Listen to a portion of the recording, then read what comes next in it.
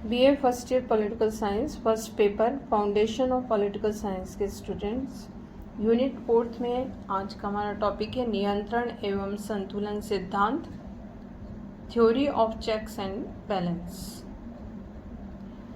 Students, हमने पिछले lecture में शक्ति पृथक्करण सिद्धांत के विषय में चर्चा की थी और उसी से संबंधित जुड़ा हुआ जो टॉपिक है वो है नियंत्रण एवं संतुलन सिद्धांत।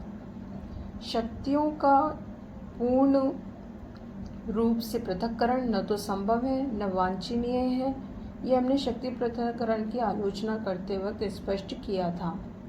शासन के जो ये 3 प्रमुख अंग हैं जिसके विषय में हमने पिछले लेक्चर्स में भी चर्चा की है, व्यवस्थापिका अंग लेजिस्लेचर, कार्यपालिका अंग एग्जीक्यूटिव, न्यायपालिका अंग जुडिशरी। जो 3 प्रमुख ये अंग हैं, इनका अलग अलग पृथक्करण करना न तो संभव है और न ही वांछनीय है। इसलिए मैकाइवर ने लिखा है कि समस्या का हल पृथक्करण करना नहीं है, बल्कि इन तीनों का ठीक ढंग से संबंध स्थापित करना है और उत्तरदायित्व को सुनिश्चित करना आवश्यक है। इसीलिए जो तीनों अंग हैं वो एक दूसरे के ऊपर नियंत्रण भी कर सकें और एक राजनीतिक व्यवस्था में, सरकार में एक संतुलन की स्थिति भी कायम हो सके, इसी सिद्धांत को नियंत्रण एवं संतुलन सिद्धांत के नाम से जाना जाता है। इसका आशय ये है कि सरकार के ये जो तीनों अंग हैं वो एक दूसरे की शक्ति पर नियंत्रण स्थापित करें, शक्तियों का संतुलन बनाए रखें और कोई भी एक विभाग निरंकुश शक्तियों का प्रयोग न कर सके। विभिन्न विभाग पृथक होते हुए भी एक दूसरे पर स्वतंत्र नहीं हैं और सरकार के विभिन्न विभाग एक दूसरे की शक्तियों को नियंत्रित करें और सीमित भी रहें। इसके द्वारा शासन व्यवस्था को और अधिक कुशलता दी जा सकती है। जैसे व्यवस्थापिका का काम कानून बनाना है, कार्यपालिका का काम कानूनों को क्रियान्वित करना है, न्यायपालिका का काम उन कानूनों के अनुसार न्यायिक कार्य करना है। तो तीनों ही जो हैं वो अपने अपने कार्य को स्वतंत्रतापूर्वक करते रहें, लेकिन जहाँ भी आवश्यक हो वहाँ तीनों एक दूसरे के ऊपर नियंत्रण भी रख सकें, पूर्ण रूप से नहीं लेकिन कुछ विशेष विषयों के संदर्भ में एक दूसरे को नियंत्रित कर सकें ताकि संतुलन की स्थिति कायम हो सके। कार्यपालिका शासन संबंधी कार्य करता है, ये वो प्रमुख अंग है और इसकी शक्तियों को व्यवस्थापिका और न्यायपालिका के द्वारा नियंत्रित किया जा सकता है। और व्यवस्थापिका कानून बनाने का वाला अंग है, इसको कार्यपालिका और न्यायपालिका के द्वारा नियंत्रित किया जा सकता है और न्यायपालिका की शक्तियों को व्यवस्थापिका और कार्यपालिका द्वारा नियंत्रित किया जा सकता है। लोकतंत्र में ये प्रमुख सिद्धांत है कि न्यायपालिका व्यवस्थापिका और कार्यपालिका के दबाव से स्वतंत्र होनी चाहिए, लेकिन अगर न्यायपालिका में भी आवश्यक हो तो उसकी निरंकुश शक्तियों को रोकने के लिए व्यवस्थापिका और कार्यपालिका नियंत्रण कर सकती है ताकि शक्तियों का दुरुपयोग रोका जा सके। शक्ति पृथक्करण सिद्धांत का प्रमुख जो देश है, उदाहरण देश है, वो संयुक्त राज्य अमेरिका है, जहाँ पर कि संविधान के द्वारा ही इसको अपनाया गया है। मेडिसन ने अपने पत्र फेडरलिस्ट में लिखा था कि शक्ति पृथक्करण सिद्धांत का आशय ये नहीं है कि व्यवस्थापिका और न्यायपालिका एक दूसरे से कोई संबंध न रखें। जब तक ये तीनों अंग एक दूसरे से संबद्ध न किए जाएं और मिला नहीं दिए जाते कि एक दूसरे पे नियंत्रण स्थापित हो, तब तक स्वतंत्र सरकार स्थापित नहीं हो सकती।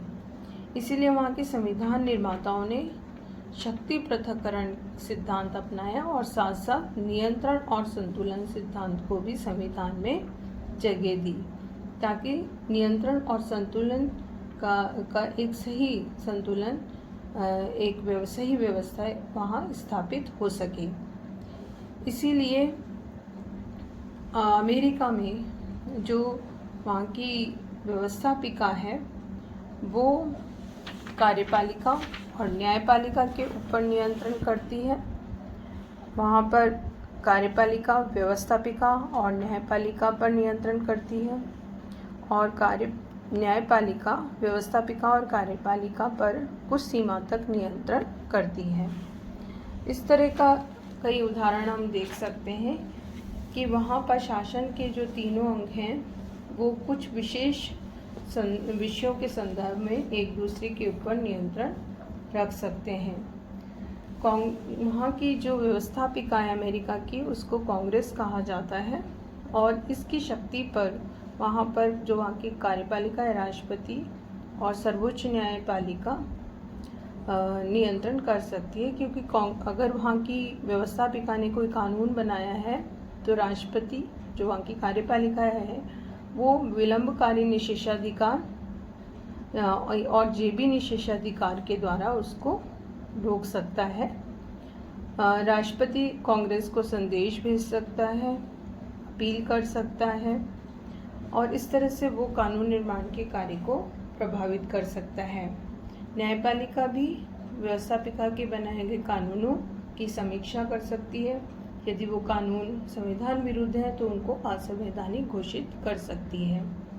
इसी तरह से कार्यपालिका के ऊपर भी वहाँ नियंत्रण है, क्योंकि वहाँ की कार्यपालिका वहाँ का राष्ट्रपति है।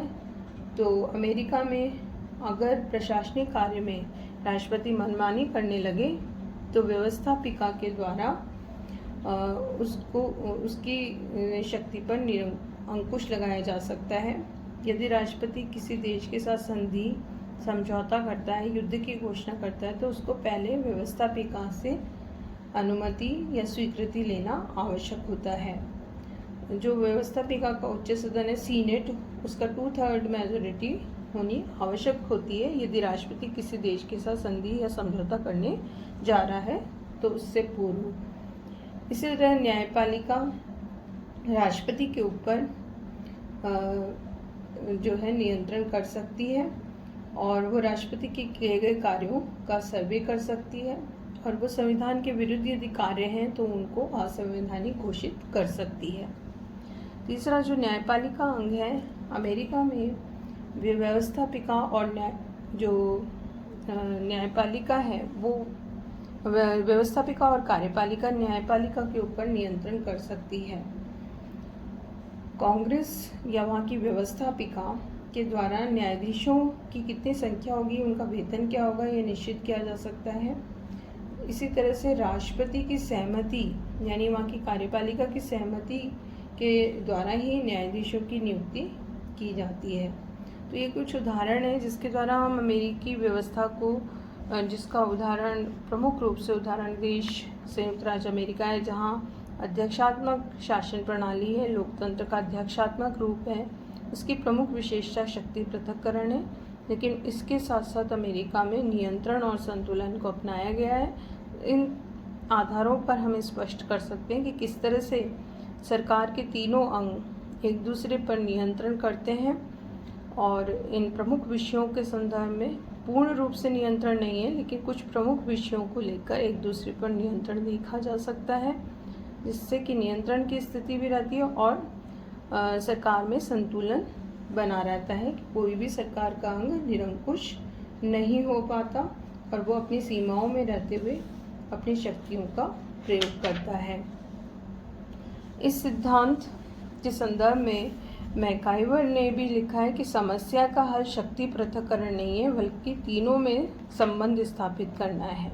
सरकार के जो तीनों अंग हैं, व्यवस्थापिका, कार्यपालिका, न्यायपालिका, उनके बीच में उचित संबंध हो, उत्तरदायित्व का योग्यता से संबंध विच्छेद नहीं होना चाहिए, इस बात का ध्यान रखना आवश्यक है।